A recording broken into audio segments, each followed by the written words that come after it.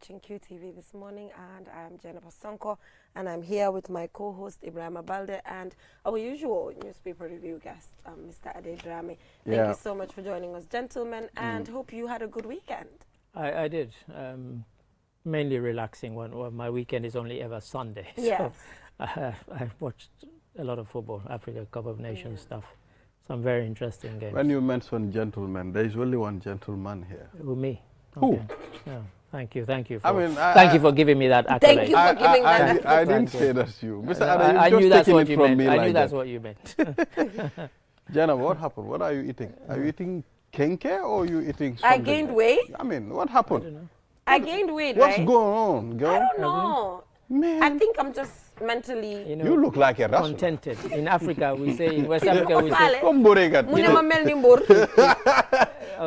as we would say in Creole, your body fine. That means, like, you know, you get peace of mind. One thing he mentioned is if I gained weight and my skin is not glowing, it's a problem. Right. But the fact that I gained weight and my skin is skin glowing, and I even have sign to sit here without makeup. No, one thing I love you for, your skin is glowing. Thank you. That I love. That's the most important thing. I love Skin that has to about glow. you. You don't play with your skin. I don't. You understand? I don't. So leave that color to glitter. Let it glitter. Let it keep Glow. glittering. Yeah. Let it glow. Wow. Let it glow. Suma melon ni mbur.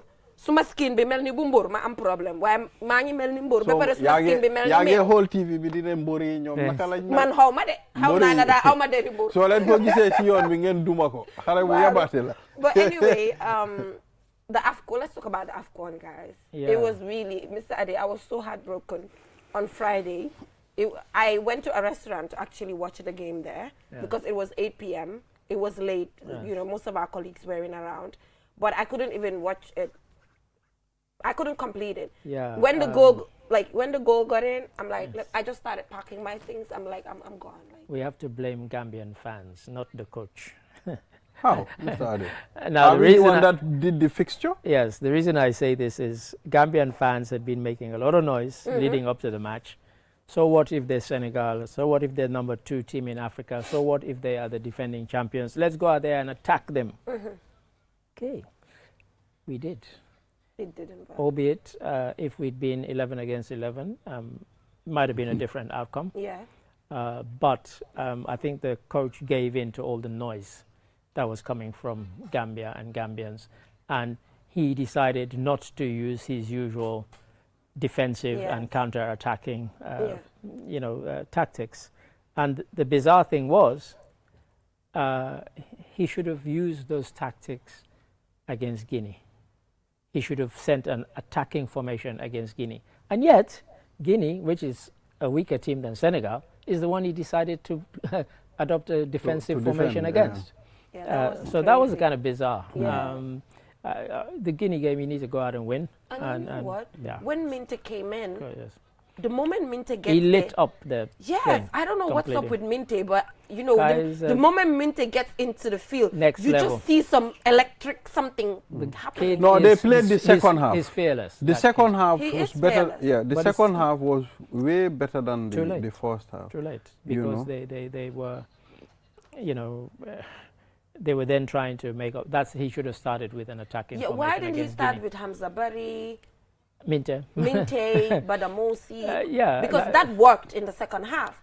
Indeed. I'm not a coach, but Yeah. are you not supposed to start with the people who make things happen, or how does coaching? Well, I think they'd been he'd been stung by the defeat against Senegal, and so he decided, look, let's adopt a defensive formation, try and keep it 0-0. We might sneak a goal and do 1-0. But to be honest, the Guinea team is, on paper and on the pitch, weaker than that of Senegal, and he should have attacked them from the Well, start. I mean, I've seen Right. something going round. From the Guinean according player? to, no, not only the Guinean player. Ajibu Kamara. From our coach, I mean, he said Yeah. he's optimistic that he's going to win the Cameroon. Optimistic. Yes, the Cameroon game. He's always optimistic. Yeah. I think he's optimistic because Cameroon are not Cameroon anymore.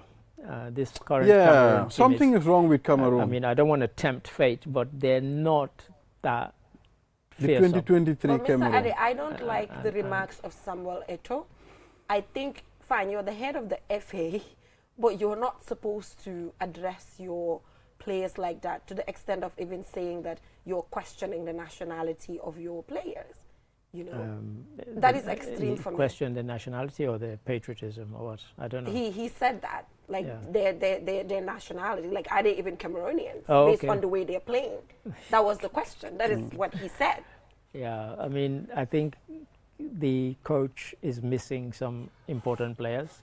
Two of his best strikers are not available, haven't been available, Mbeumo and Abubakar. And then in that last game, they didn't even start with Carl Toko Ekambi, which was kind of strange. Everybody's like, why is he on the bench?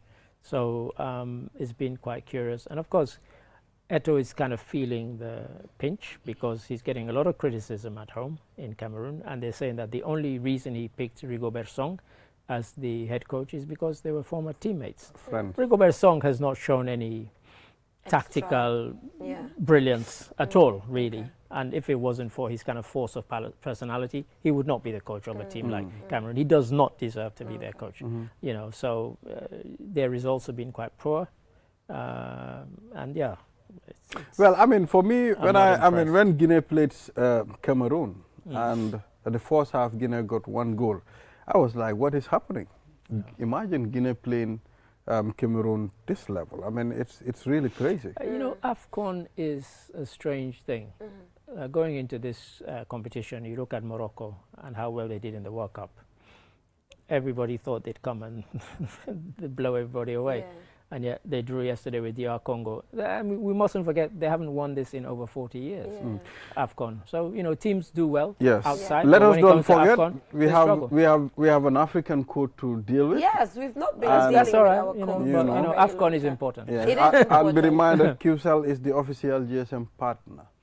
I think it says so. It says so. Yeah, we go. We are proud. Despite the results, we are still pushing. We have to keep pushing, and we have to hope. I mean, we were saying just before I came down in the office that it will require a miracle. Well, miracles sometimes happen, and that's what we're relying on. Otherwise, we're coming. If you make your child a king, you will be the first to pay tax. I think we've dealt with this proverb before. I don't know. I mean, it's an interesting one. Yeah, we had this one before, I guess. You know, and I guess it's about upbringing and you know, how you treat your children, how you bring them up. Yes, instill in them certain values. And it's interesting that this particular proverb, I hadn't heard this quote, but growing up, I mean, my parents, they always taught us to be independent, to be respectful to elders and so on. And they also told us to treat everybody with dignity. And my father used to use the phrase, whether you meet Queen Elizabeth or the beggar in the street, give them dignity. Don't look, because that beggar, you don't know tomorrow how that person's fortunes might change. And that is then not the time that you start giving them respect.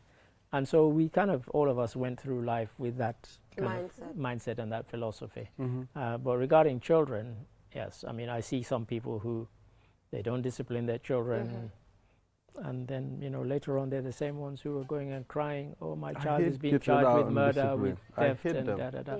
I hate kids that are indisciplined. So what measures do you use apart from beating? It's not about beating. Yeah, you can be stern. You don't have to beat. Beating is out of it. Well, I hate it when parents beat. Now I've gone to a stage whereby even yelling at your kids. I think to yell at them? I have stopped that. Yeah, it's not. You understand? Sometimes, because I've realized beating is not the solution. I know, but you said about yelling. There are times that you know you need to call your child and you talk to the person. Exactly. Sternly. One-on-one. You understand? And for me, you can ground them. There are lots of ways. You know, take their favorite toy from them. You know, you can make the rules really clear, and they're going to stick. It's just like a military camp, for example, where you know. These are the rules and you're supposed to follow, and if you don't, these are the consequences. It's either you'll be grounded, you're going to miss your toy, you're not going to have a gift, you know, things like that. There are things. Yeah, although sometimes it's very difficult. I was going to say. Very difficult to especially kids of our society today. That is true. It's very difficult to put them in that type of a situation. Yes. I mean, very difficult. I mean, you know, and the interesting thing is that, you know, every generation says this. You know, even growing up, you know, they would tell, you know, myself and my generation, oh, you know, it's very hard to discipline children. Everybody feels their generation. But everybody I thinks agree with that it's the same. But it's about that. what you as a parent decide to do. Exactly. You know, for example, some parents will give their child a pad, you know, like a tablet, yes. an iPad or something, and when that child misbehaves, you take it from them. Because they're used and to then, it. But you hear the parent, oh, if I take it from him or her, they take it from them. You're the parent. You know, if you want they are not your parent. You know, you are the parent. You need to set rules, set boundaries about things they can and cannot do. And, you know, touch wood, whatever. My son, he's 37, very respectful. Nice. Respectful. Decent. You know, never beat him, never had to. Well, and then he's regulated. So you used to like ground him. Of course. The reason why I stopped. You know, but I think it also poverty. Let's be honest. There is a time. I mean, I have a friend. I mean, I wouldn't mention the name. This guy, at some point, I think, the way he was raised, he grew up to be a young man, but he's still timid. You know, the treatment in the house, even if you see him, he's totally different from most of our colleagues. I mean, he is like always afraid. I mean, when you look at him, even when you're talking to him, it's like he's not brave. You know? So they killed his spirit from the house. Which is because they used to beat him. So he doesn't if even... you beat someone, you lower the person's self-esteem. So that's what beating does. And you talk about not yelling. Sometimes that is also, you yell at a child, and then the next time they might want to say something, oh no. If I say... They might yell at me, or they might, you know, it's not good. So parents have to... But I think poverty is really a contributory factor. Never. Some of the best... You think? Some of the best behaved people... Some of the best behaved people come from the poorest and they are from very poor background. Don't gang up on me. Let me explain. No, we want to stop you before you say something silly. Really, don't even go there. I don't think poverty should be an excuse. Let me, guys, there are some of the richest explain? People are the brattiest people in the world, so don't even go there. What I mean is... Yeah, go. Okay, go. Come on in. Go where you want to go. Go where you want to go. What I am trying to put across is not about poverty that is affecting the child. Right. I'm talking about poverty where the mom or the dad, they're not even available, for example. They're out from morning to evening to struggle for what they need, and they can't even put up control mechanisms for their children. Some of that happens. No. Listen. That you have people who they're millionaires and billionaires, and they haven't got time to raise their children. That is true. They're busy earning more money. It's a two-way thing. And making more money. So no, poverty, it's got nothing. But anyway, in people some blame instances, poverty the kids you see roaming around most of the time, barefoot. Yeah, but parents not being, but some of those children, they're not disrespectful. No, some of them are not, but some are, because they don't have the time, their parents do not even have the time. They're thinking of food to put on the table rather than disciplining their children. That is true, guys. There's an element. Well, sometimes, Jenaba, it's not poverty. I mean, there are parents that have a lot of money and they are wealthy, but the thing is, they are just careless sometimes. It's you know, it depends. Different situation. We have different situations. It's about sometimes that can matter too. It can matter. You know, so be involved in your children's upbringing. Don't let the streets or other people bring up your children. But I don't think it's anything, because, like I said, there are parents who they're so busy in their careers or making money and so on, and they earn tons and tons of money, and their kids are the worst. We've all met them. That is true. So yeah, you know these. Well, I mean, I think it's a matter of handling your business.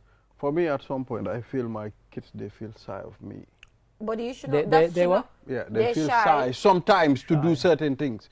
You understand? So when I'm seated, maybe there are certain things they don't do them. That's they know fine. that. But my that question, doesn't like this. That dad disapproves. That's but fine. my question is, behind your back, are they going to behave the same way? That is where the discipline comes in. What I mean, like, if they know that doesn't like this, they won't do it. Look, when I was... But some kids, when you're there, because you're there, you're the authority, they are going to behave properly. But the moment you turn your back, so the discipline comes in when you're not there.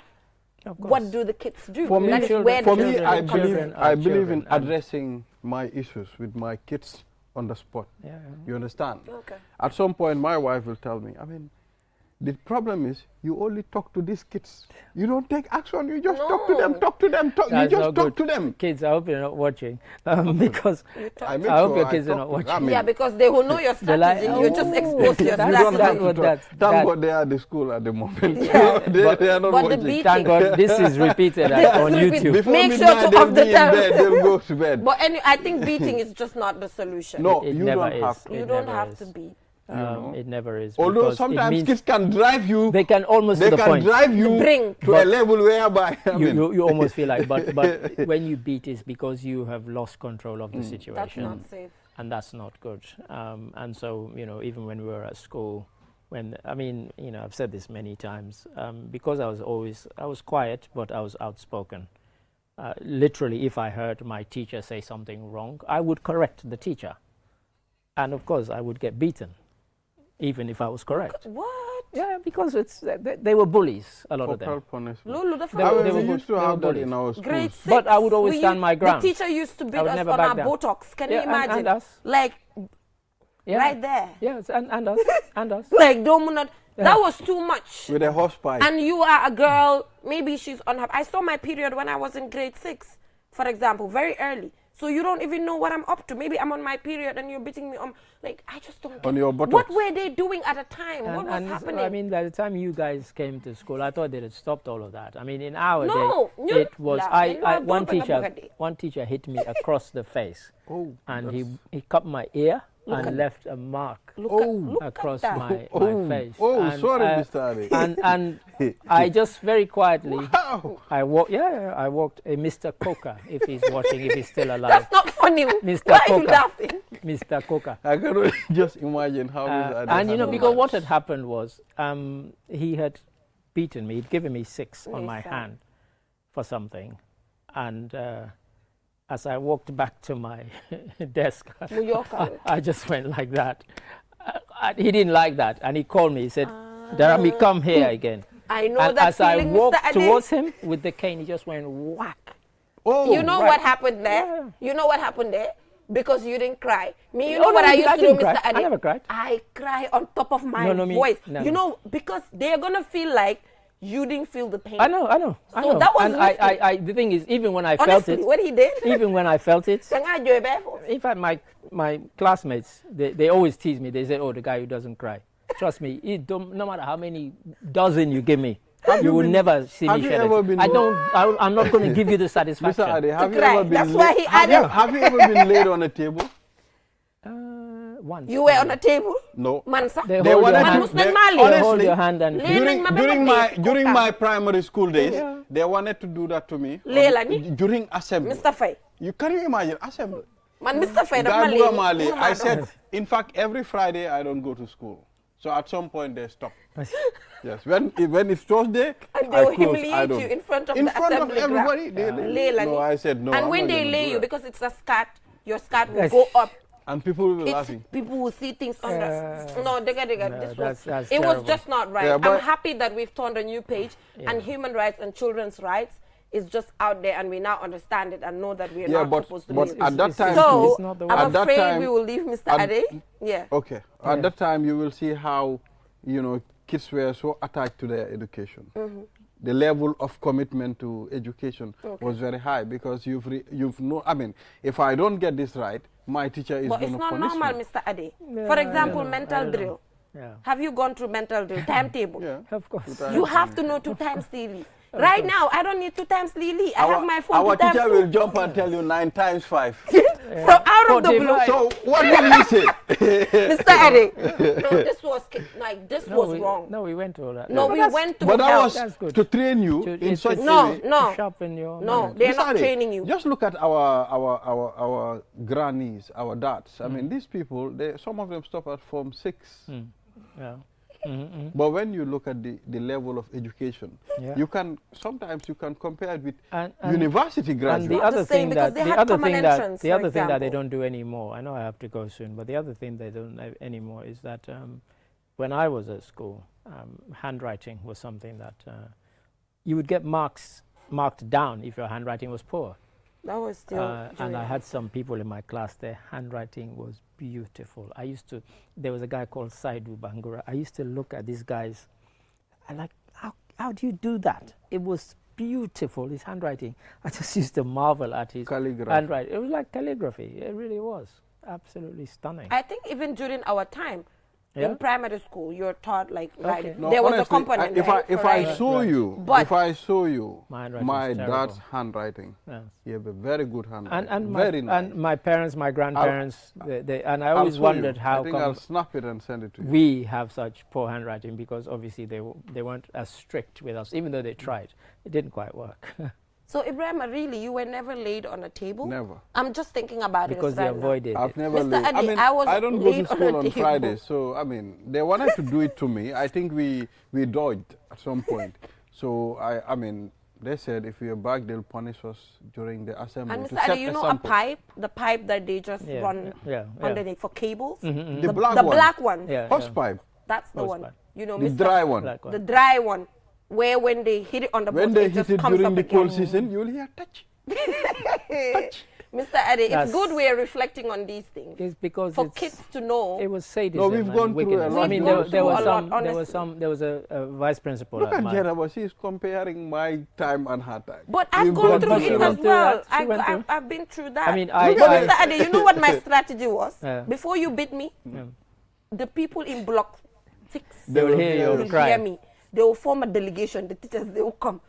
So that was my strategy. You. But your strategy was dangerous, because teachers don't want, if you don't cry. Oh, I know. I mean, because I would see all my classmates, they would get a whipping and they'd shed real tears. I mean, I felt the pain, but trust me, there's not a single teacher who can tell you that I made Adi Darami cry. Not one. Not one. Have your dad ever given you the beating of your life to go to school? My dad didn't beat us.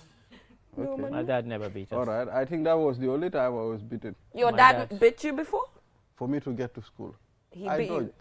For you to go I went to the video club and I came back home. I said to my dad, the teacher said we should go home. So he beat you up? He said to me, what, the teacher? Okay, let's go to the school. Yeah, go ahead. And you got the beating of your life? I almost wet my pants. Yeah. That dealt with me. I went straight to the classroom. I was also beaten. I was beaten once. Yeah. But 3 days I was in bed. I couldn't just wake up. You mentioned about being beaten in front of the assembly. That never happened to me, but it happened to a friend of mine, kind of because of me. Because we were at Bo, Christ the King College in Bo, which is the second city. And we went to Freetown for the weekend. And unfortunately for him, his parents lived about 2 miles from the school. So his father came to visit him. And they're like, yo, he's gone to Freetown with Adi Darami. I was like, what? Why? And because I had to go for medical, because I used to have asthma quite badly. The asthma, right. So every year I used to have to go for a checkup. So mine was legit. But he just tagged along? He just tagged along. Oh my God. Because there was a thing called Carnival, and it was that weekend. And he'd never been to Carnival in Freetown. Trust me, when he came back, I won't mention his name, but I was about to. His father came on the assembly. What? And caned him in front of the whole. No. That was own father. That was wrong. It's not assembly, but my dad caned me right inside my classroom. I can remember. Really? I was grade 3. But Mr. Ade, for me, what's the essence though? You can just do it at home anyway. No, in fact, want to set a sample that you are not going to do this again. I think the reason the father did it is something you mentioned, like your kids behave when you're there. What about when you're not there? When you're not there. Because we were at boarding school. That's the problem. We were at boarding school, and of course our parents have kind of given us to they've entrusted us to the school authorities. Right. And the father must be thinking, okay, he's done this. He's regulated. And I've only found out about this. What else has he done? Probably. So I will teach him a lesson. He cried real tears because I think my dad. He gave him a dozen. Once, but Mr. 3 days. I couldn't wake up for like 3 days. Hold on. I couldn't do anything for 3 days. I was just on bed. I couldn't recover. Like the maid used to like get me up from the bed, like put hot water together. Because of small beating? It was not small. It was small. 3 days I couldn't wake up. Exactly. That's not small. It depends how you handle it. It depends how you can handle that. And I was older already. Yeah. Like I was not a kid. Okay. Like I was already like older. You know how that feels. Yeah. Till today. We won't ask you what you did to deserve that. Till today, Mr. Adia. Like but it's just to show how traumatizing it can be. At this age, as big as I am, I'm still trying to recover and heal from that experience because I was already old till that time. We've handled hundreds of those things. Mr. Ade, till that day, when I go to bed, you know what I do? When I'm going to bed, I take my wardrobe and I'll just put it on because like I did that till whatever time. Wow. So that is how bad it single beating. One beating. 3 days. First, I think I was when more than 2,000 beatings. But it was just one time. Yeah, beating every day. Even if you will eat, they'll beat you. I couldn't walk. When you eat, you pour the rice, they'll beat you. I'll give you an example of one of the times I was beaten very quickly. They had asked us a question about the first cabinet after independence. And I used to love these kind of quizzes in the classroom. And so I put my hand up. And they said, who was the Minister of Finance? And I said who the Minister of Finance was. And the teacher said, for once, Darami, you're wrong. And, everybody laughed. Yeah. I thought, okay. And you felt that? Well, I went home. The next day, I brought the newspaper, which had and I showed it to the whole class. So he came in and he said, what are you doing? And I said that question yesterday that you said I got right. wrong. I said, look, I got it right. He caned me. And you took your time. You took your time to do that. Trust me. Mr. Ade, I mean, the way I am looking at this guy, he used to be a very troublesome kid. And you know what? It's true. But the thing is, I didn't look troublesome because I was very quiet. But if I felt or I knew I was right about something, I would raise my hand up and said, sorry, sir, I don't think that. But they didn't like that. Because anyway, I always felt bad that as a teacher, you should not be teaching us the wrong stuff. That's telling wrong. us incorrect information. That's wrong. So if the only way to correct it is either I go and whisper to you, or if I don't like you, then I'll say it in front of the whole class. Openly, so you have to do it openly. So, But anyway, moving on, I mean, this is important that we are reflecting on our childhood stuff, just so the younger ones, when they watch, they will understand that it's not the way it used to be. I'm sure they don't do the mental drill and everything that comes with it, which is a good thing because times have changed and it has to be smooth. And one thing we forgot to mention. Sometimes today the kids, if you give them even lunch money, sometimes they don't want to take it because they expect you to give them a huge amount of money. You understand? For us, during our time, we've taken 25 bututs. We've taken 50 bututs. But inflation. But what would it buy? I have taken $1 is 50 bututs. Yeah. There was a time my mom gave me $3 to take to school. Yes. The whole day I refused to eat the money because I was thinking she is trying to fool me. Maybe I did something. If I come back home, she's going to deal with me. Yeah, but inflation over time, times have changed. So obviously, right now, $100. What are you going to get from it? If they give you an amount and it's not going to buy anything, then maybe that's before why. Before 25 bututs, you get a shortbread with something. But now you can't get. But before we leave, I think we need to take a look at this a little bit because the Ministry of Health, they're currently celebrating the Antimicrobial Week. So yesterday around 7 o'clock, we had this panel discussion. And Mr. Ade, the 30 minutes was not even enough because of the lots of information that was Ministry of Health, we hope you're listening. Come and buy another hour and a half or 2 hours. I told them, let them buy another hour and a half. The reason is because the issue of antimicrobial resistance is just too much. And I think because we have a lot of viewership here, we need to talk about it a little bit. We talked about the fact that, for example, women, after seeing their period, they buy ampiclox. They feel like after seeing their period, they're dirty. Seeing your period is like a normal thing. God created it. And, the vagina is also a self-cleansing organ. And people need to understand that. You don't need to take antibiotics to do any form of cleansing unless you are prescribed, if it is something that is harmful and the doctors understand. I once said that I visited about 20 countries. Yes. And I've seen more pharmacies per square meter in the Gambia than anywhere else. It's just all over the place. I've never understood it. And the funny thing is, it had become so normalized that it took a friend of mine who was visiting from Liberia as I was driving. She said, why are there so many pharmacies? A lot of and then I started counting them. I thought, it's just too much. I mean, even you don't even have to just come to Kairaba Avenue and take from the beginning to the end and see how many of them you bump into. It's quite remarkable. So I think there's a lot of education that needs to be done on the use of antibiotics. For example, having your antibiotics and you do not also finish it. You're supposed to finish a full dose. If you don't, you know, the resistance, it's, you know, the virus is going to mutate and use another, you know, angle. In our communities, somebody will use antibiotic, and then the remaining, you'll be like, oh, I have this antibiotic, take it. Well, I don't think it's only antibiotic. It has to do with almost every medicine. Sometimes there are medicines that, you know, you need to continue taking them. Right. But when you get better, as soon as you get better, you stop. It's wrong. So you need to take the full dose. And in fact, I think according to research that has been done by the MRC, like even beyond the MRC, Septrin in the Gambia is not working anymore. Septrin is not working because it has been abused. Chloroquine, the reason why chloroquine is out of the Gambia, it's not been used here again, it's because people abused it to an extent that they had to bring all the anti-malarial drugs that people are using, you know. Also, the issue of sex workers and their exposure to bacterial infections and viral infections as well. Recently, I saw the Ministry of Health trying to encourage the use of condom. They have this campaign where, you know, they have this distribution of condom and advice when it comes to the use of condom, because, you know, it's the best contraceptive that you can use because it's non-hormonal and all of that. So you better use a condom than, you know, do something else and end up going to the pharmacy getting an infection and, you know, getting a ceftriaxone injection, you know, which can be harmful. The issues of condoms, I mean, I think it's a bit complicated. How? I mean, when you mention condoms, I mean, people tend to take it in different angles. Some people might think introducing condoms, you are trying to abuse the people. And somebody commented that on the Ministry of Health. Yeah, the so person I mean, is, people you're are viewing introducing it condom.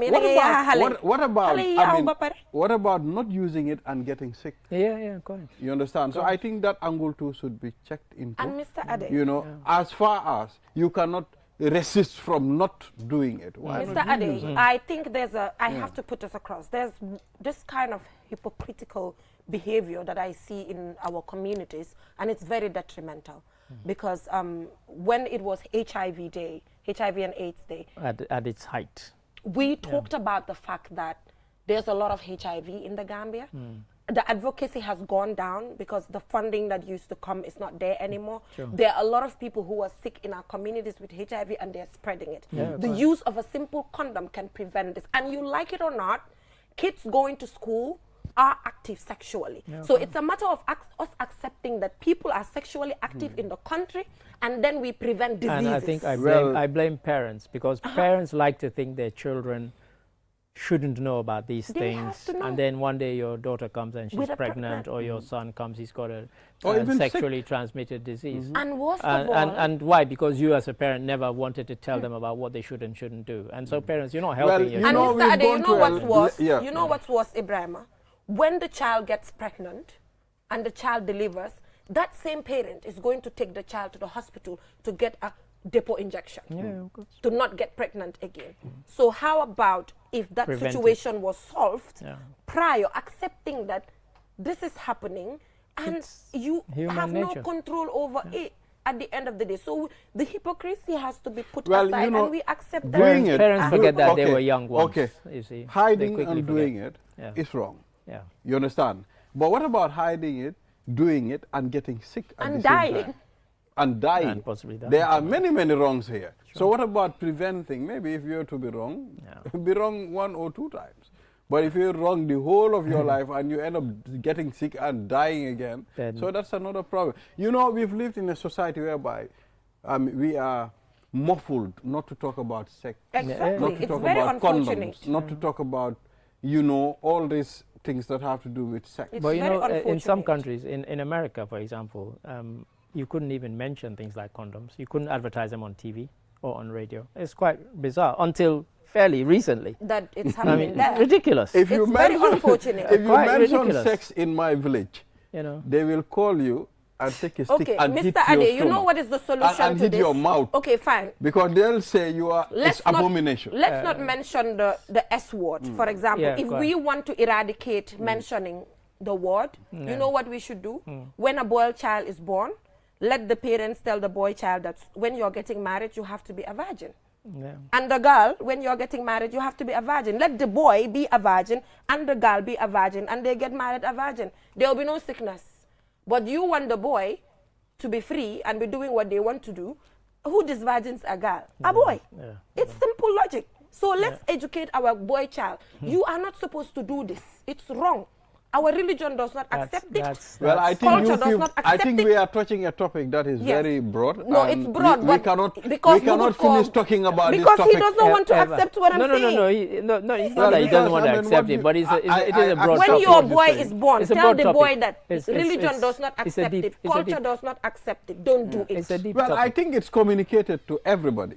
It's general. I mean, it's communicated no, but to the boy, everybody, the so boy It's child, true. they are not told. No, I mean, I've heard them make fun of boys who said, you know, I'm 20 years old and I've never had They sex. will laugh at the They will boy. laugh at them. Even in this office, I've seen it. They will laugh at So, the boy. you know, But I'm aware. Let's shift the conversation anyway. But yeah, that is. So we Gajaga is we live. didn't have time for newspaper. Gajaga is Gajaga live at Yamoussoukro Live and before direct. you leave. So Momodu Gajaga, thank you so much for joining us.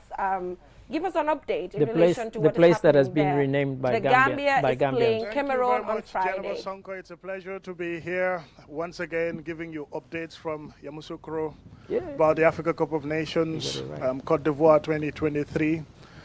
As you know, Gambia lost 2 matches in a row. The first one against Senegal, the second one against Guinea. It was sweet revenge for Guinea and hugely disappointing for the Gambia. And it appears we are more closer to going home than staying here. But there is still that very slim chance against Cameroon. If the Gambia wins, maybe convincingly, depending on what happened in other groups, they can be one of the 4 best third place teams to grab that spot. It still looks likely, comparing the points in all the other groups, that is if they can beat Cameroon, which remains a big dream. There is a little hope. Yeah, but that's the situation so far here at the Africa Cup of Nations. Yeah, Gajaga, this is your first AFCON. This is the first time you're attending AFCON. So how is the feeling like attending AFCON and going into the stadium to actually watch different countries play live and direct? As a journalist, how do you feel about it? It's a great feat in my journalism career. This is the first time I've covered other international competitions, but not as big as the Africa Cup of Nations, because this is Africa's biggest football showpiece. So coming here, you know, seeing how things are done at the highest level, and when it comes to best practices as well, you know, meeting colleague journalists internationally from around the world, not only in Africa, I think is something very great for me, and I've learned a lot during this period, and I will take back with me at home in Gambia with a lot of experience, and I think this would definitely add to my journalism understanding of how things are done at the highest level. Yeah, so how is the morale of the boys ahead of the game? You know, how are they? Yes, when it during comes their to training tomorrow, session? How are there they? is little expectation, I have to be honest. Okay. Even if you look at the faces of the Gambian players, they were down and dejected after they lost to Guinea by 1-0. Some of them even had to apologize in interviews to say, yeah, they're sorry to Gambian fans back home. So it's a very, very tough one for them to take. But they want to fight, you know, at least for pride when they play against Cameroon tomorrow. And this game is going to be played away from the Gambia's team's base. We're based in Yamoussoukro, and the game is going to be played in Bouaké. But Jennifer, if you're still there, Yes, I have some very, very interesting person here. She's the youngest sports photographer in this competition, and her name is Sajo Balde, Balde's Media. She's been taking some of the sharpest pictures, some of the most beautiful pictures in this Africa Cup of Nations. Sajo, please, it's a pleasure to join you, and let's talk about your experience as a female photographer. And this is your first time coming to such a big tournament in Côte d'Ivoire. This is your first assignment to cover the Africa Cup of Nations. You're a photographer. Tell us, how has it been for you since you came here? It has been beautiful, and given that I know the assignment that I have to do, especially for Gambia Sports, I know that I have to capture a lot of moments, a lot of beautiful moments, both fans and Gambia footballers for the Gambia. So coming here, I've always wanted to come for the Africa Cup of Nations. Coming here is a dream come true for me. And given that right now everyone is just talking about Sadio Balde and the pictures that he have taken, it's also another dream for me. Because it's like the Gambia sports is going higher, and that is my goal, to take the Gambia sports higher through media. And I'm glad that everything is going fine. And I'm looking forward to the next game too. When you look at yourself, are you surprised with some of the things, especially the comments and also the viral nature of your pictures around the world, that you've been here as one of the youngest photographers? How does it feel? I would say it's mixed feelings, yeah, but I am happy, and I would say this is hard work that pays off. When I started sport photography, I would say if I have to say I'll focus on salary and the money, I don't think I'll get to Africa Cup of Nations today, because we are still growing as sports photographers in the Gambia, and we are not much. So yes, I didn't focus on the money, but I knew that I really, really want to take our Gambia sports and make a difference in it. This AFCON, when I see national teams coming in with their media, I feel so happy. I'm like, I wish we have a lot of this. We have a lot of young people in the national team. Just come in, do their job, do live updating. And that is why each game I try to do live updating for the Gambia. Especially the first day our first game that their channel, the BN channel has an issue. I was like, okay, let me just do this. I was doing live updating for people to know what is happening here through my pictures. And I could see huge difference. People were knowing what is happening, not even through the videos, but through pictures and whoever scored the game.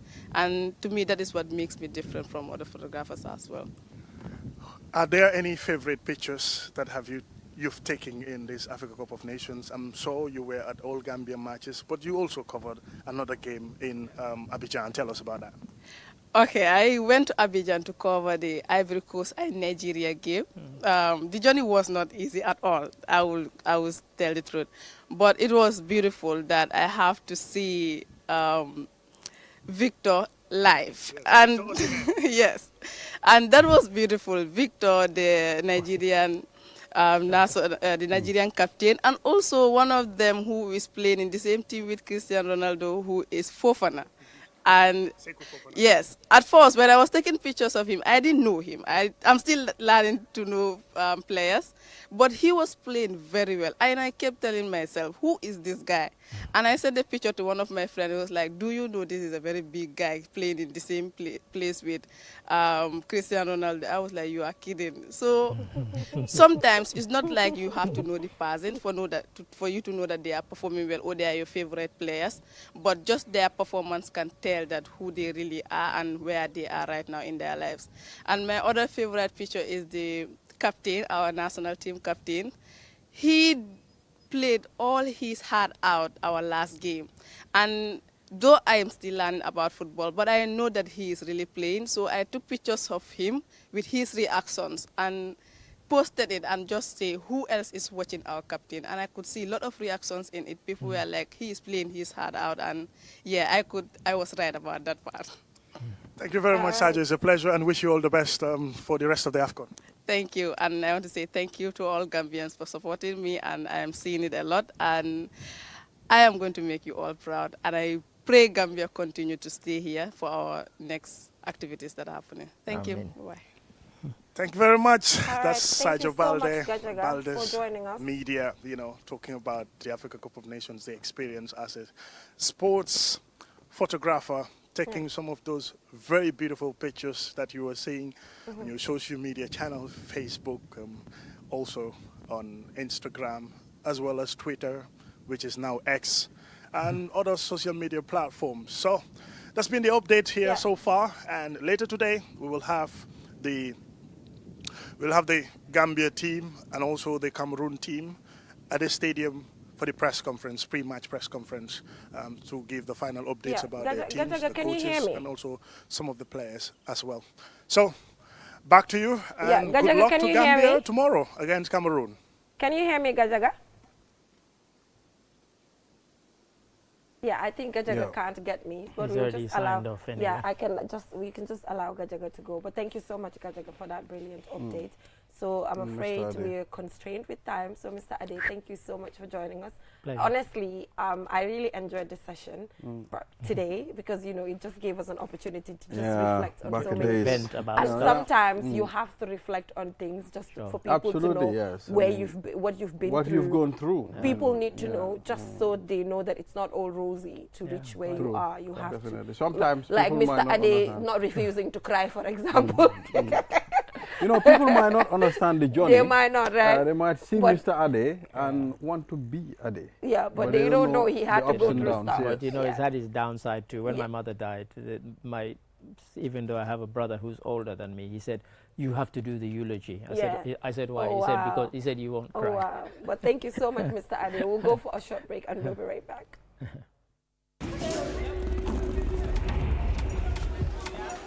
The art of juggling is a true spectacle of agility, coordination, and speed. A symbol of progression, precision, and mastery.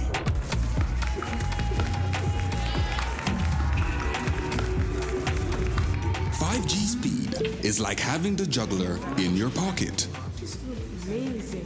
With lightning-fast download and upload speeds, you'll easily be able to juggle even the busiest workdays. Whether you're a busy entrepreneur, a creative, or just someone who wants to stay connected. Juggle your tasks with ease with QCell 5G speed. The future is here. It's fast, reliable, and efficient. First brought to you by QCell. We innovate, others follow. QCell mooy suñu boss. QCell mooy suñu boss. QCell mooy suñu boss. Go, ebe dawa full network suda tili QCell. Ni lafta diamla wati jamala mune diata QCell. Most reliable network jumala geta wati QCell. Wo quality man nyon soda jam pona manke QCell. Hanibe wulo ni farole kono walante be bako na jala fayola network ko se taria QCell suñu boss. Ñu fi njëkk indi 3G ñu delu taxi 4G plus and now we bring you 5G. 5G. First and only 5G provider. Suñu boss. Itella follow adi doron nesa keno. Suñu boss. Gambia bela nyon tawa fele QCell. Suñu boss. Ko fasun tawa buka busi QCell. Suñu boss. Itella molti milka kukutol nati Gambia. QCell meta lori la kilianol yele imanyina amanda wala itella ka quality dila dadi ma itelle silo wala wodol mume be keno ma. QCell suñu boss. QCell suñu boss. QCell suñu boss. QCell suñu boss. Connection be bambandi QCell suñu boss. QCell most innovative QCell suñu boss.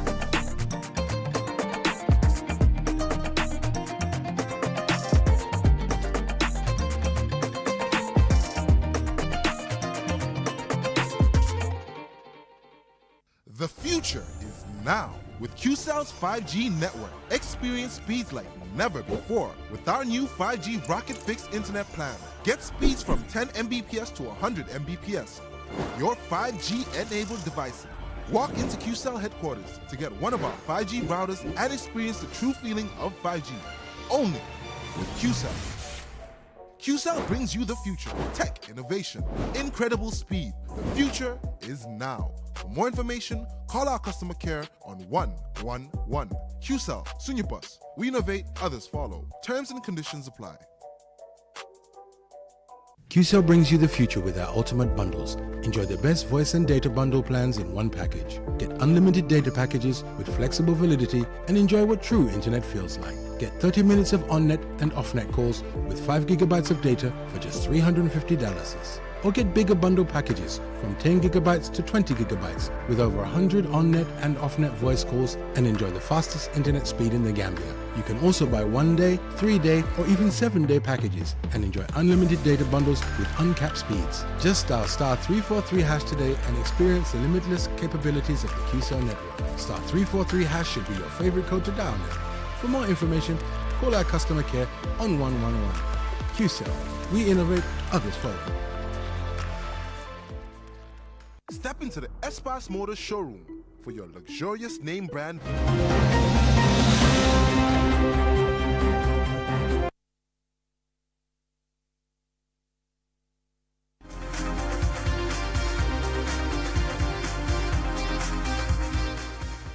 From that short break, if you're just tuning in, you're watching QTV this morning, and thank you so much to Momodu Gajaga for that brilliant update in Yamoussoukro, and we're looking forward to the press conference that will be taking place. So I'm really excited about this segment because it has to do with music. Yes. And so I'm joined by a group of individuals who say they're representing culture, which is We Are the Culture. And Ma'am Foon, thank you so much for joining us. I'm obviously going to introduce the lady first. What do you guys think? So you guys really thought I was going to introduce you guys first? Right. Did you guys really think so? She's our queen. Yeah. Exactly. So our obviously empress. I'm going to introduce her Ladies first, right? Ladies And first. Shanbi, thank you Surely so much be, for thank joining you. us. And Mike Gangster. Mike Youngster. Oh, youngster. Oh, youngster. All right, thank you so much. All right, thank you so much. So as long as Ma'am is the queen, and we all agree, she will just give us, a brief rundown of what the six She's achieved. the reason why we're both Exactly, exactly. And I love your skin color. It's you very much. I love it. It's nice. Yeah. Thank you. I love yours too, but I love her. Manfu, be working with, sorry, my voice is gone. It's okay. Working with music for almost 17 plus years. Worked with a lot of Gambian artists as well throughout the years. We had a project when they were in Sweden, 2019. So my business partner, Mikey Youngster, we're doing events in Sweden and planning on doing a lot of things internationally. But this is also my brother, Shawnee B, who's from BBC One Extra, the #1 dancehall DJ. And has also been in the business for a very, very long time, representing reggae and dancehall in Jamaica with his Jamaican and Dominica roots. And we're here. We've been here this weekend, had an event at Onyx, just to show love with whatever we do, and also to connect to the industry here, and to see what else also that could be done in the future. All right. So Shanbi, she talks about your Jamaican roots and your Dominican, and you had to come to the Gambia to play at Onyx. What was the reaction of the people, Do you know what? The reaction of the people was crazy, really? To be honest with you. Yeah, when I mean crazy, like the whole, this is like 4th day that I've been in the Gambia, and everywhere that I've gone in the Gambia, when we've been to Senegambia, we've been to Banjul, we went to, is it Baku yesterday? Bakau, sorry. Everywhere I've gone, people know me as an ambassador for the music that comes from Jamaica, that comes from the Caribbean. And the connection between Gambia and Jamaica is a very strong link. Gambians like reggae, They don't, Gambians love reggae. I just about to say they don't like reggae. They love it. They love reggae. And since I've been a young DJ representing music from the UK, I've always heard this. And this has been my 3rd chance of trying to get to the Gambia. And it's been so worth the wait to get here, because the love of the music, I just feel like I'm looking at a bridge right there, and it feels like that bridge is the bridge that connects the Gambia to Jamaica and also to the UK and to Sweden, where we represent the music all over the world. Amazing. Yes, so Mike, Youngster? Mike Youngster, Yes, so what was your reaction to, being at Onyx and getting that positive reaction from the Gambians? What was your perception? I mean, this was like meant to be, for us connecting back to Africa, connecting back to the people who are living here. It was a good reception, Music-wise, people know music in this country, they love the music, and this is what we came to do, is to connect from our brothers in Sweden, our sisters from Sweden, come back to Gambia, to Africa, to connect with the music, and the reaction is perfect. Yeah, it's so like I'm not trying to be over ambitious here, but Onyx is really small. Are you thinking of Q City or something? Are you thinking of a Q City kind of thing? What are you doing to ensure that you go bigger the next time? You have to just start and build. Small. I agree. To get to know the public, get to know what people like, and then build on that. All of us have worked on really big platforms in our country. Right. Yeah. And I mean, Mom, you already danced. Yeah, I worked with Jesus. We did Stuff, Scorpion yeah. Fest. Yeah. Okay. Scorpion Fest Stadium. And with the Q City. Yeah. 10th of February, everybody come out. It's Scorpion Day. Yeah. So I worked in this field, so I think for us it's more like I wanted them to come and feel it, and then see how we can build it. Yeah.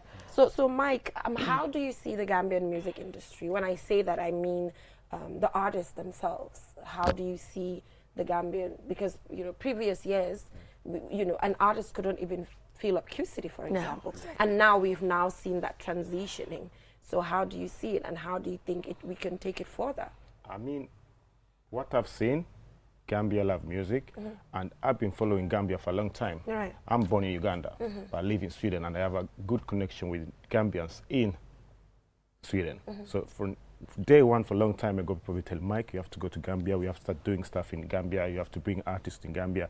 And when I started seeing artists like Sizzler coming here, Popcorn coming here, and Popcorn loves Gambia, He's always wearing our jersey and representing. He loves it in Gambia. I mean, so there's big potential for us to do great stuff here, and that's it. So any artists you think you would love to work with? Yeah, Jesus is one of the artists. I already worked with Jizzle. So apart from Jizzle, we had Jizzle. I mean, we have a good artist that I met yesterday. What's his name?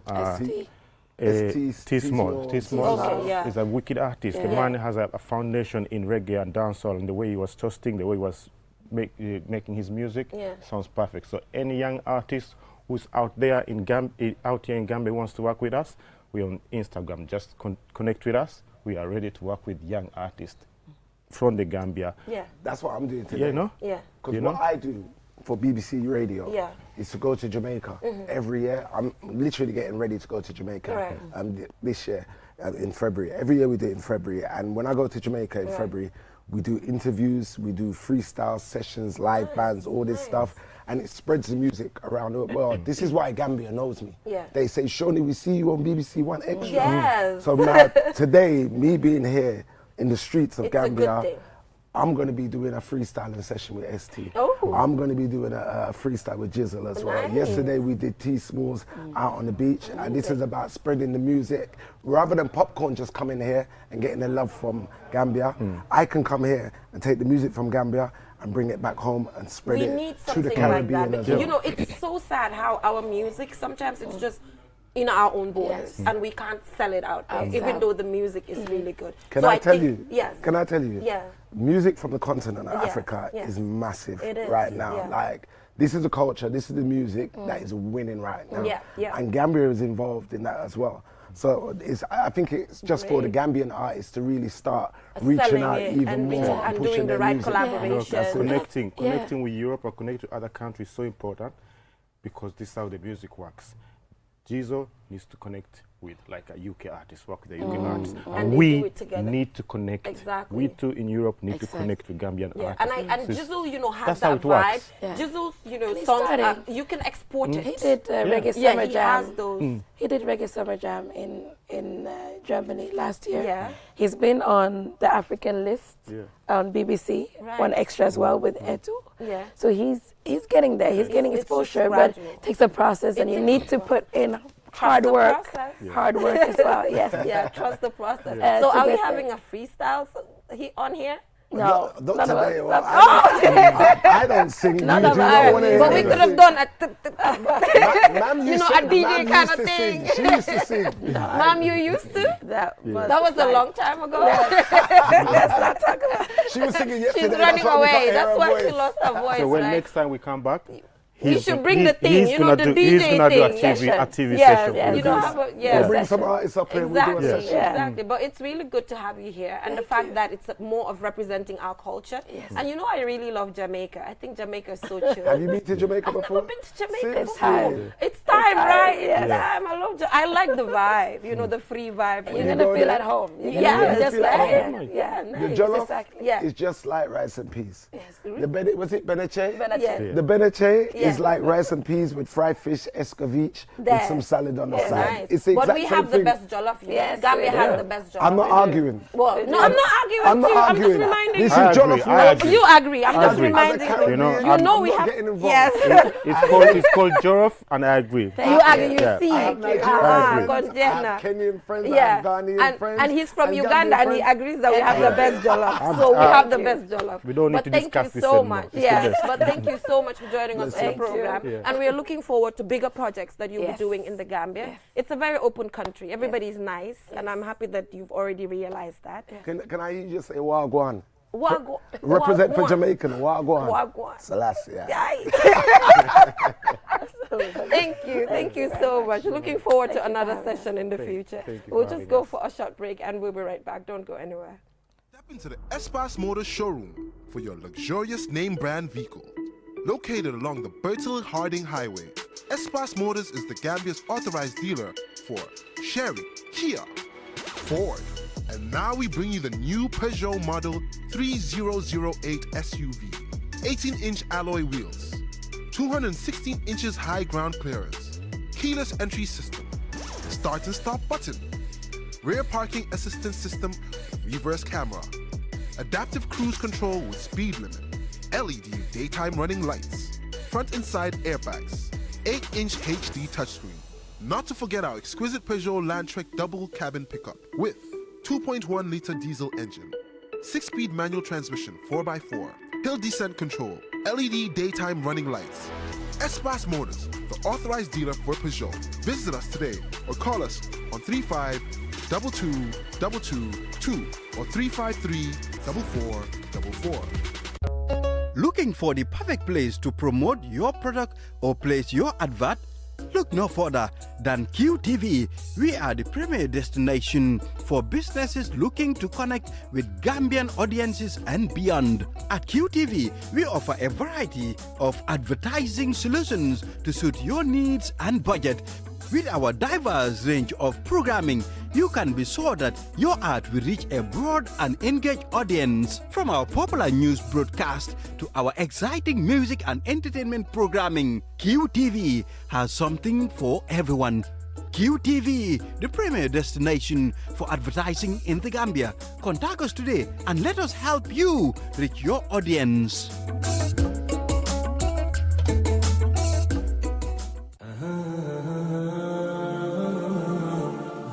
Banking the smart way with the new Ajib Bank mobile app. Transfer money to any bank account in the Gambia. Top up airtime for all networks.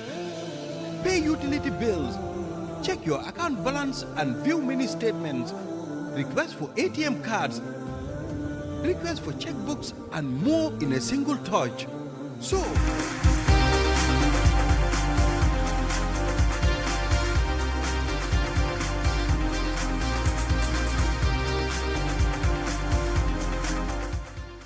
so much for tuning in. If you're just joining us, you're watching QTV this morning. And after that wonderful session, we are now moving on to martial art. Yes. And we are joined by Usman Sow. Thank you so much for joining us. So there's this martial art, professional mixed martial art competition, fight night, that will be taking place at Q City.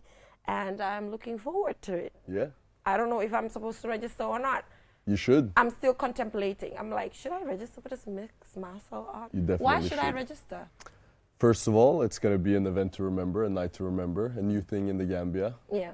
MMA is an exciting sport. Right. It's a mixture of all types of fighting sports. Mm-hmm. So if you like action, if you like athletics or sports in general, some, if they like violence, it can be good. Yeah. So let's just take a look at this video, just to give the audience an anticipation as to what they should expect at Q City. So let's take a look at this. We'll be right back. Cheers. For the first time in the Gambia, professional international mixed martial arts event with fighters from the Gambia, Senegal, Ivory Coast, Congo, Angola, hosted by Tribe Combat Sports. Witness these warriors live in action at Q City on January 26th. Sign up and get free tickets now at Tribe. Right. So how did Tribe come about? It was together with my best friend growing up, and still to this day, William, who was pursuing a career as a professional fighter, based out of Norway. William is also of West African descent, like me. He's from Ivory Coast. Right. So we're just starting playing with the idea of, you know, promoting the sport in Africa, building gyms to begin with. Okay. And then from there we figured that we need to create a league to create professional opportunities for the athletes in Africa so that the athletes don't have to travel or you know, try to risk their lives to get an opportunity in Europe or elsewhere. So, you know, how have Africans embraced this opportunity? I mean, the response has been through the roof. We're just getting launched now, so this is our first event, our inaugural event here in the Gambia. But the audience, the athletes, everyone's super happy about this, super stoked. So yeah, it's looking good. It's looking good. We're looking forward to Fight Night on Friday. Yeah, so how do you see martial art in the Gambia, for example? I can remember there's this time that I interviewed some young people who are into it, but gradually I see, you know, their zeal going down when it comes to martial art because the opportunities are not there for them. Yeah. So, you know, just generally, what is your assessment of martial art in the Gambia, and what changes or what direction do you think we should take as a country to ensure that, you know, it brings something on the table? The Gambia for sure has a really strong fighting spirit. It's a huge fighting culture in terms of, if you think wrestling, both here and in Senegal, is huge. So that's what we're building upon. You know, MMA is a mixture of all sports within the combat sports realm. So, and wrestling is the king because wrestling decides if you stay up or go down. So there's a huge foundation here to build upon, and the interest is there. So what we need to do here in the Gambia now is to build the facilities for young athletes to be able to train. Yeah, because even a training ground is not available, for example. They train at a school ground where it's just sand and all of that. So I think that's not encouraging. No, we're here to build. So we're here to build the entire infrastructure. Amazing. Yeah, the entire supply chain. Okay. So we start with the league. Okay. The league is going to be a mix now of pro fighters and amateur fighters. Really? So we have Rambo, who is our Gambian star on this event. He's a Gambian wrestler, wrestling champ from Bakau. He's going to make make his debut in MMA now. So he's doing a semi-pro fight. Okay.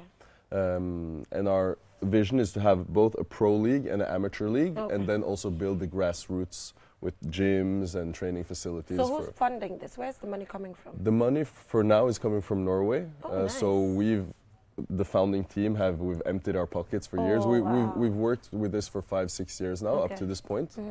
And we also have a group of investors from our friends and family community who have pulled together to make this happen. So are you doing this in collaboration with the Wrestling Association? We've been in talks with them, so they are super positive to this. Yeah. And that's been important to us, not to come and sort of like step on any of the traditional setups here. Okay. So in no way are we trying to get in the way of anyone. We just want to build and unite and work together.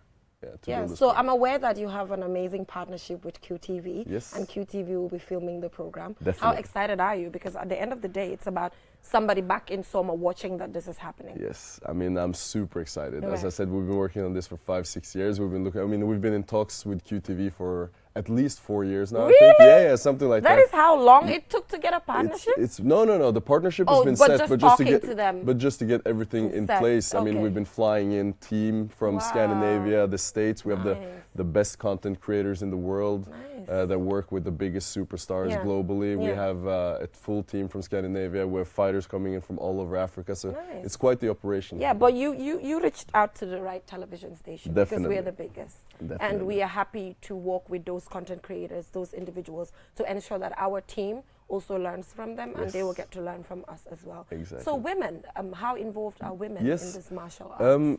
Globally, it's a big thing. You have a lot of female stars within the sport. As of now, we don't have a female fighter here in the Gambia yet, so... No. We actually have one. I interviewed her. Okay. I think I have the clip upstairs. In MMA? She's a boxer. Okay, so she can transition then, maybe. She can transition. Yeah, she's a boxer, and she does this with the Gambia Police Force. Okay. I don't know if she's active right now, but a year ago she was active and celebrated. So I'm not sure, because obviously with women there are a lot of challenges there. I mean, there are definitely challenges, but we see that there's a ton of talent globally, and we've also started to follow some female athletes around Africa to sort of track their progression for the coming events. So let's see. But when we open our gyms in the Gambia, we're looking forward to a lot of women fighters coming in as well. So this is across Africa, right? Like you mentioned in the beginning. Yes, but with the Gambia as our hub.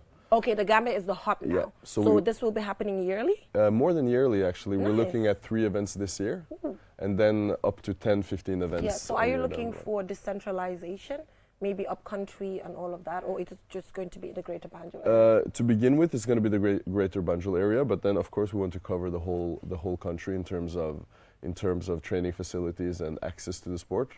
Our goal is just to spread this sport all over the country and all over the continent. I think martial art, especially currently, activists are using it to train young girls to know how to do martial art to protect themselves against rapists or anybody who can violate their rights, you know. So I think it's a good thing. Definitely. Because I saw a few organizations in the Gambia training young girls going to school on martial arts just to protect themselves. And I think I might really do this. I mean, everyone should do it, yes, you know. I might really do the martial art thing because it's great. Pickpocketing, anything can happen along the streets, and then I'm just gonna put my bag down. Instead of pepper spraying you, I'll just do that. Good night. I'm just going to do that. Yes. I think I'm really looking forward. But generally, organizations now in Gambia are using martial art to train young girls to ensure that they're equipped to protect themselves when it comes to sexual and gender-based violence. Yes. So it's beyond just the martial art as in competition. That's but the it's thing. a skill that it's one a skill, should have. That's what you said. Yeah. It's a life skill, Yeah. and it's a core life skill because it's survival. So if you think in terms of nature, you know, humans we've become a bit dull with the years, you know, because we live in societies where comfort is happening. Yeah. So we've sort of lost that survival skill of self-defense. Okay, so I'm aware you're supposed to fix an octagon at Q City. Yes. When is that? We're setting it up on Wednesday. Okay. The fight night is on Friday, the 26th. Okay. But yeah, everything is in place now to rock and roll. All right, good luck. So you're Gambian, right? I'm Gambian, yes. Oh, nice. Yes, amazing. Usman So is my name. Okay. So a Gambian, Norwegian, Algerian as well. Oh, so nice. yeah, a bit of a cocktail there. That's a cocktail. Yeah, I love cocktails. Bless.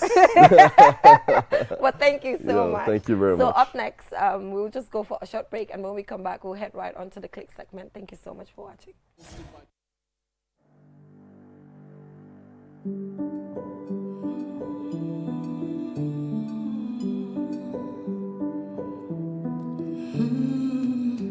Journalism biir journalism xol journalism lépp yow yaay borom journalism xol journalism biir journalism lépp yaay borom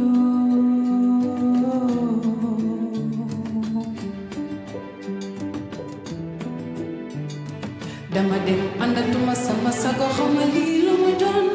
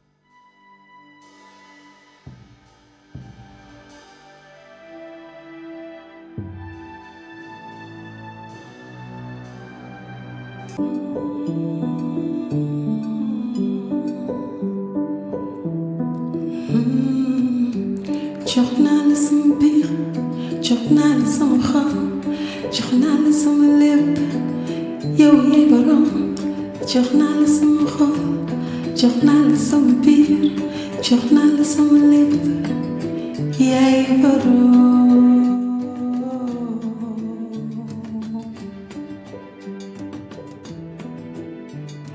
dama dem àndatuma sama sago xawma lii lu mu doon lii lu mu doon lii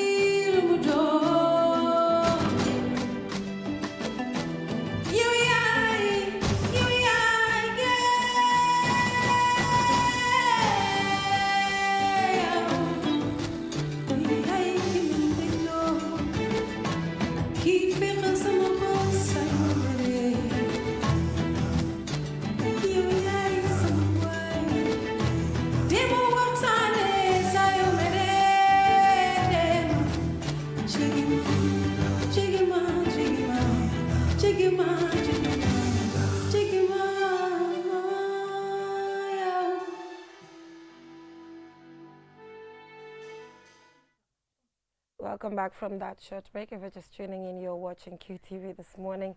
And now we're heading right on to the Click segment. Thank you so much for joining us, Churchill. Thank you very much, Jennifer. Good morning from wherever you're watching us from.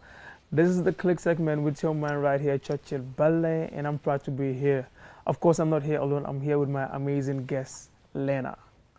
No def. maa ngi fine, Churchill. Maa ngi okay. Bii moom dañ ko wolofal because yow sa sound mostly si wolof la dee nekk. Waaw soo ñu bàyyi la nga nuyu sa fan si bala ñu.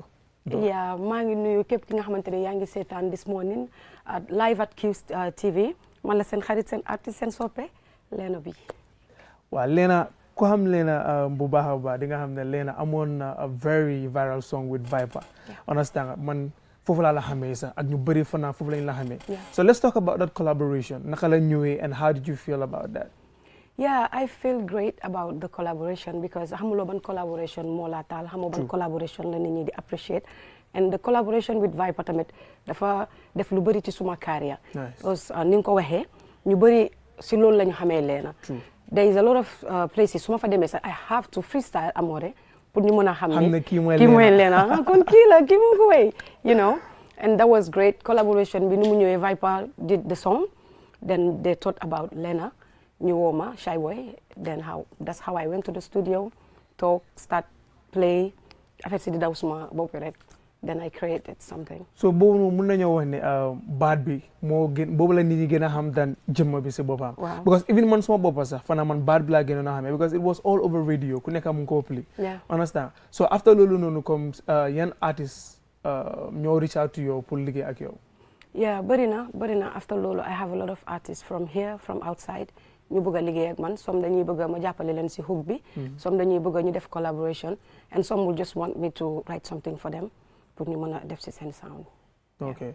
And who are some of the artists that you go currently ñoo nga nekk di liggéey right now at some management system? Right now I'm with my team, with my staff, but maa ngi liggéey ak Vibe Studio and the Believe in One Studio as well. Right now ñoom laa nekk di liggéeyal, yeah. Okay. Are you signed to them or it's just a form of a... No, I'm working actually with Vibe that you know I can say we are not signed but we are working verbally and same thing as Believe in One. Yo, when it comes to music, sa baat bi xarañ na torop, understand what I mean? Is it ne comme da nga jaar through musical school or something that dafa nekk loo xamante it's just natural, understand? Because yow notes yoo dee hit, mashallah. Yeah, my music is naturally si man. Dafa nekk lu bokk si man, dafa nekk lu ma like from childhood. Mu nekk dama bëgg di woyantu. And I love taking songs that yi nga xamante ne suma pitch to fa ega, then to train my voice, ma mën a ega that high pitch. Nice. Yeah. Nice. So lu ñu def mooy you have a music video bu espal bàyyi ñu woon fancy Lena comme ñëwaat na. Suñ dellusee rek dañu gën a waxtaan. All right, sure. Stay tuned.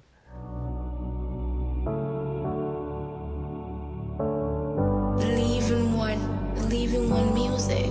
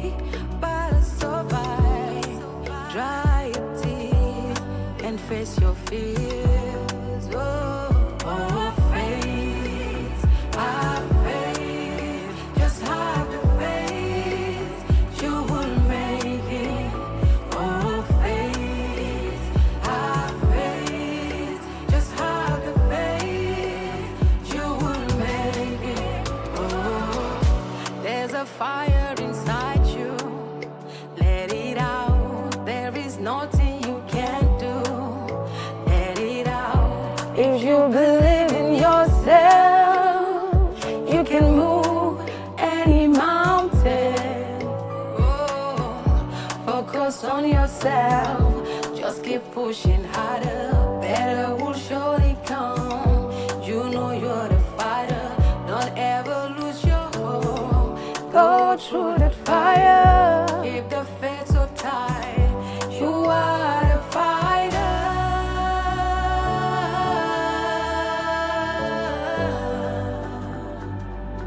You are the lion of faith. Oh, Just have the faith. This song gives me goosebumps. Understand? You Like make it. I can feel my hair standing all over my body because everybody needs to be motivated with faith. Sometimes nga nekk di reach out to something, muloko am understand nga buga give up somewhere along the way.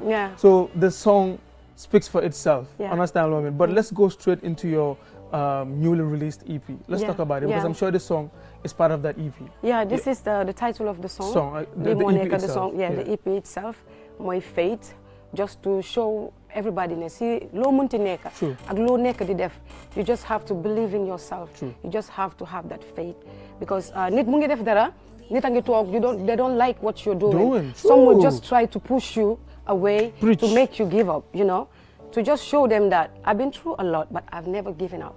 I'm still standing there, and I'm still standing on that shoes to show you wherever you are. Actually, keep the faith. It's like, this is my story. Yeah, you see? Yang def dara, but I'm not going to talk. Come you give up, you still fight because I'm not for but what we do is we love back. Yeah. You're understand what I mean? And we're not certain people as well. Then you fail, you give up, and then you don't have to give up. If you have to try 50 times, keep on trying. And you will know that Faith, the title of the EP, and it's out on all digital platforms. What artist name on the EP? I have Izo on the EP. I have PB Style. Nice. Then I have J Life Music on the EP. What's your favorite song on the EP? Faith. Just have the faith. You will make it. Let's talk about me. Yeah. So it's my favorite. So finally, you have an upcoming event. Let's talk about that and then wrap it up. That's Lovers Night, 14th of February at Poco Loco. You know, I just dedicate it to everybody. Kinga hamantene, you are in love with whoever. Mu is a friend, mu is a father, a mother, a sister, a husband, or a boyfriend, or whatever. Pull up. The night is for you. It's at Poco Loco. Tickets are only $300, and the VIP is grand $1,000. Wow! And we're here supporting. Wow, as well. AFCON tomorrow last one game is what is your message to the Scorpions? Because right now so many people give up. Understand what I mean? Because of but this is football. Understand what I mean? It can change. It's a full 90 minutes. So what's your message for the Scorpions? I would just take the faith, have the faith, keep the faith in whatever you're doing. Ñun ñu ngi leen a support mu neex mu metti ñu ngi leen a support ñoom la ñu am ñoom ñoo ñu fa taxawal ñoo raise the flag higher. Then we will not give up on them. We are just congratulating them to tell them that more is coming. Just keep the faith. MashaAllah, Scorpions, that is it from Lena. We have faith and we believe in you. So till I come your way again, goodbye. All right. Thank you so much, Churchill. And do not forget that the Gambia is playing tomorrow. As usual, come and join us at QCell so that we can celebrate together. So you celebrate. And Lena, thumbs up. I really, really love your music. Thank you. And I'm looking forward to where you will reach, inshallah. Thank you so much. Till we come your way tomorrow with another program. Bye.